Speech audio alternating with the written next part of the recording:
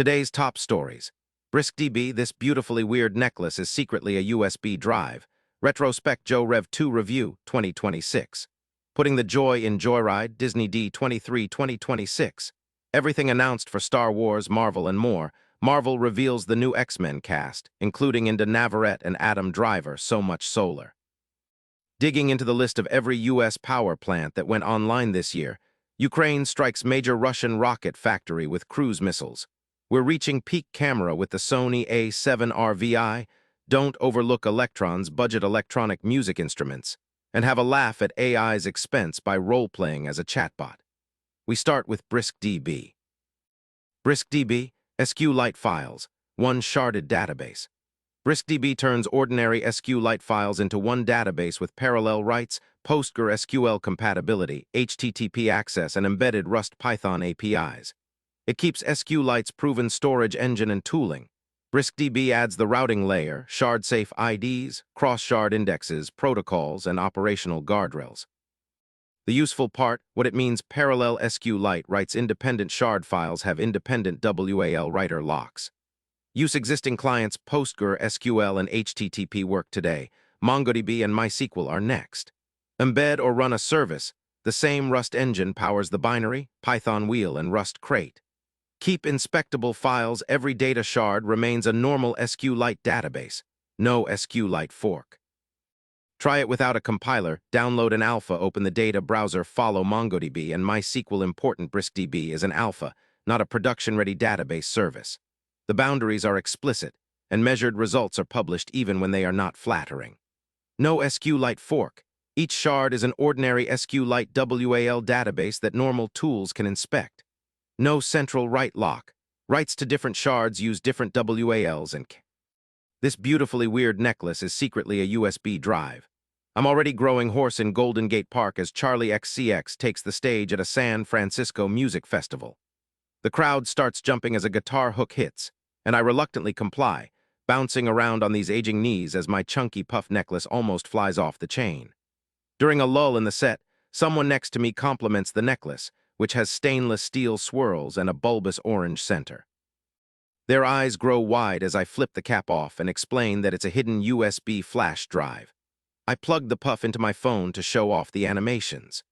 When Harry Isaac and Sebastian Bidegin, working together under the Nowhere moniker, posted an early prototype of their retro-futuristic necklace on social media in 2025, it quickly racked up over 1 million views with thousands of waitlist signups to buy one.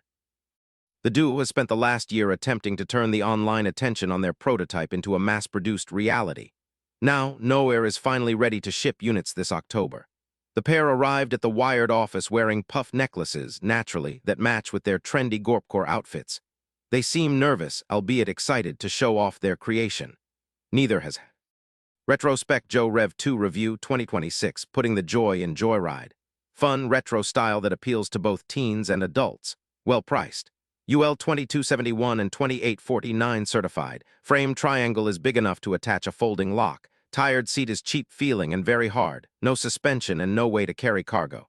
Range takes a huge hit on hills. No battery IP rating for water resistance. Not a real BMX. Though I've since gotten used to it, every time I ride the electric blue Joyride 2 electric BMX, people stare. Their heads turn as they drive past, eyes narrowed. Is that an adult riding a BMX bike? I imagine the thought process going. Why is it so fast? Why is it so big? These are valid questions, and they all have the same answer, because it's fun. In fact, my entire family has taken turns riding this bike all over town for the past 4 weeks, testing it up and down hills, taking it on grocery runs, and even staying out riding until the battery drained. The verdict: the Joyride 2 may not be the smoothest ride, but for the price, it's a unique and worthwhile option for basic cruising and casual riding. All eyes on me photograph. Catmurk, California-based Retrospec specializes in affordable outdoor toys, primarily paddleboards, longboards, bikes, and in. Disney D23 2026. Everything announced for Star Wars, Marvel, and more.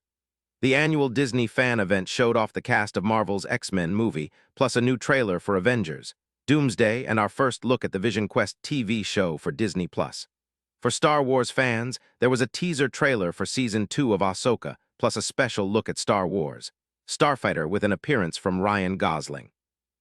Other new announcements included a few updates about Pixar, The Simpsons, Blue Eye, and others you can find below. Matt Groening let slip that Simpsons Hit and Run might be making a comeback at D23 when asked about the potential for a sequel to the cult classic The Simpsons Hit and Run game. Matt Groening replied, "I think the original game is coming back in some form," before current showrunner Matt Selman added, "or not."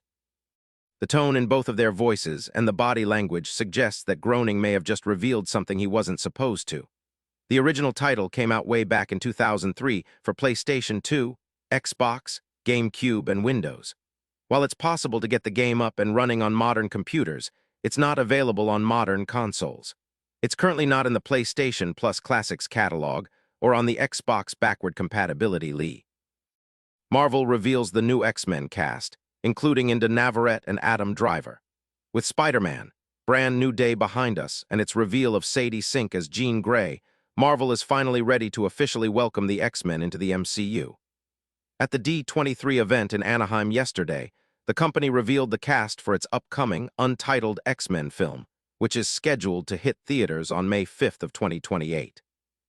Though seeing as that's quite far into the future, we wouldn't be surprised if that date shifted slightly before then. Marvel reveals the new X-Men cast, including Inde Navarrette and Adam Driver. Maya Boyd, Inde Navarrette and Adam Driver join Sadie Sink's Jean Grey. In addition to Sink, the film will star Kit Connor as Scott Summers, Cyclops, Christopher Abbott as Charles Xavier, Professor X, Samara Weaving as Emma Frost, Maya Boyd as Storm, and Inde Navarrette as Rogue. Navarrette is fresh off a potentially star-making turn in the surprise, critical, and commercial hit Obsession. The team will be facing off against Nathaniel Milbury, a.k.a. Mr. Sinister, played by Adam Driver. The addition of the X-Men to the MCU has been highly anticipated and teased several times over the years, but it was only in the latest Spider-Man that the Marvel mutants were finally brought. So much solar, digging into the list of every U.S. power plant that went online this year. It's been a wild first half of the year in the U.S. power sector, with announcements of gigantic natural gas power plants and some long-awaited renewable energy projects coming online. At times of rapid change, forecasting is difficult. So I feel a measure of comfort focusing on something concrete like the list of 368 utility-scale plants that began operation from January to June, according to data from the U.S. Energy Information Administration. The group is dominated by utility-scale solar. This is a top-heavy list, led by SunZia Wind South and SunZia Wind North in New Mexico, which went online this spring and are the largest wind farms in the country, with a combined generating capacity of 3,650 megawatts. SunZia has been in the works for about a decade and arrives at a time when U.S. onshore wind power development has dwindled for a host of reasons related to regulations and public opinion. In other words, the SunZia is not indicative of an onshore wind energy boom. It is more like an echo from a past boom. Next is Trumbull Energy Center in Ohio, a 900-megawatt combined-cycle natural gas plant that is part of an expansion of natural gas power in the PJM Interconnection Grid region, W. Ukraine strikes major Russian rocket factory with cruise missiles. Ukrainian President Volodymyr Zelensky confirmed on Saturday that his country struck the Progress Rocket Space Center deep within Russia using ground-launched cruise missiles. In Russia's Samara region, one of the key enterprises within Roscosmos, the Progress Center, which was involved, among other things, in electronics production, was hit, Zelensky said on the social media site X. Flamingo missiles were used. A good achievement. The largest city in the Samara Oblast, about 900 km from the Ukrainian border, Samara is home to Russia's most important manufacturer of rockets. The Progress Center assembles the workhorse vehicle for Russia, the Soyuz 2 vehicle, as well as the newer Soyuz 5 rocket. The facility also builds military satellites. Russia uses the Soyuz 2 rocket, which has a lift capacity of about 8 metric tons to low Earth orbit, for a variety of civil and military purposes. Notably, it is the principal rocket used for Russia's human spacecraft launches to the International Space Station. Already a shortage of Soyuz rockets, it was not immediately clear which facilities at the sprawling Progress facility were damaged. There were some open-source reports that a missile S. We're reaching peak camera with the Sony A7R VI. It wasn't long ago that shooting with a super high-resolution camera meant making serious sacrifices for the sake of all those megapixels.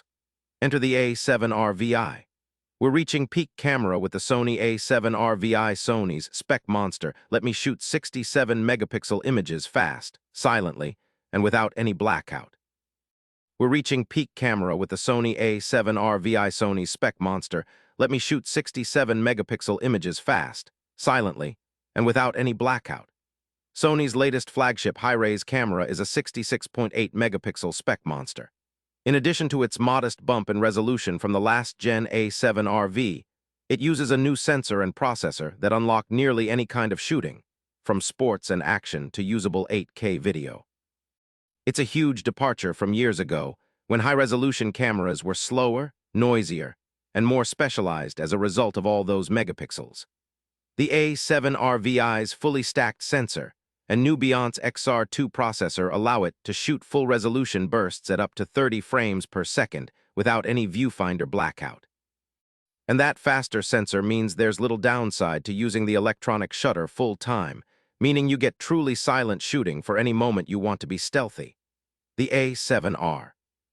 Don't overlook Elektron's budget electronic music instruments. When I'm asked what to buy if you want to get into making electronic music, I often recommend Elektron's budget-minded model, samples and model, cycles grooveboxes. They don't grab headlines the way Teenage Engineering's Gear or the telepathic instruments Orchid do, and even compared to the company's higher-end and more niche musical offerings like the Digitact, Octatrack, or Tonwerk, they're often overlooked.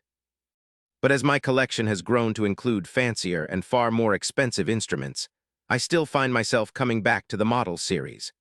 Don't overlook Elektron's budget electronic music instruments. I keep coming back to the criminally slept-on model, samples and model, cycles. Those looking to get their first groovebox are often drawn to more familiar brand names like Korg or Roland. And lots of people on Reddit will be quick to recommend the Novation circuit tracks, which I personally find confusing and mediocre sounding. This is probably also partially due to the reputation Elektron gear has for being obtuse. If you're an established music maker and aren't deterred by a complicated workflow, you're probably going to pick up a more powerful Elektron box, like the Digitone, or have a laugh at AI's expense by role-playing as a chatbot. Your AI slop bores me as brilliant in its simplicity. There are two tabs, Human and LARP as an AI. On one side, you enter a request. On the other, you submit an answer. But the important thing is that there's a human on both sides of the equation. Prompts can request a response as text or image, and then whoever is role-playing as the AI gets 150 seconds to respond. Have a laugh at AI's expense by role-playing as a chatbot, scribble some nonsense, offer wooden jokes, or make your own requests of a real human playing a fake AI. Just like a real LLM, your AI slop bores me works on a sort of token system. Requests cost credits, and to earn credits you have to jump onto the AI side and answer some of your own. You can also just wait as you get one free request every 2 minutes. But as fun as it is to drop a question or an image request into the chat box and see what comes back, the real joy is in pretending to be a chatbot. Sure, there are way too many people asking for drawings of obscure anime characters that are nearly impossible to pull off with the bare-bones MS Paint-like tool in 2.5 minutes. But that's part of the fun, trying to work within the extreme limitations present. That's all for this news briefing. Thanks for listening. Also, don't forget to hit the subscribe button.